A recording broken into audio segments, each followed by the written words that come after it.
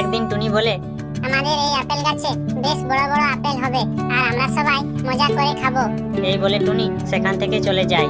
কিন্তু সেই গাছে লুকিয়ে থাকতো একটা ডাইনি। সে বেরিয়ে এসে বলে, আরে টুনি, তোকে এবছর আপেল একটাও খেতে দিব না, সব আপেল আমি খাবো।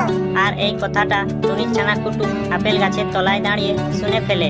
সে তখন এই কথাটা তার মাকে বলবে বলে যাচ্ছিল, ঠিক তখনই ডাইনি কুটুর কাছে চলে আসে আর তাকে জাদু দিয়ে সাথে সাথে একটা বড় আপেল বানিয়ে দেয় আর নিয়ে গিয়ে সেই গাছে রেখে দেয়। এরপর টুনি কুটুকে খুঁজতে খুঁজতে সেই আপেল গাছের পাশে এসে দাঁড়ায় আর বড় আপেলটি দেখতে পেয়ে সে লোভ সামলাতে না পেরে আপেলটাকে লাগিয়ে মারতে থাকে। তখন আপেলটি কান্না করতে করতে বলে, মাগো, আমি তোমার কুটু, আমাকে মেরো না। ডাইনি আমাকে আপেল বানিয়ে দিয়েছে আর সে বলেছে আমি তোমার কাছে আবার ফিরবো। তবে তার জন্য ভিডিওটিকে সকলে লাইক করতে হবে আর চ্যানেলটি সাবস্ক্রাইব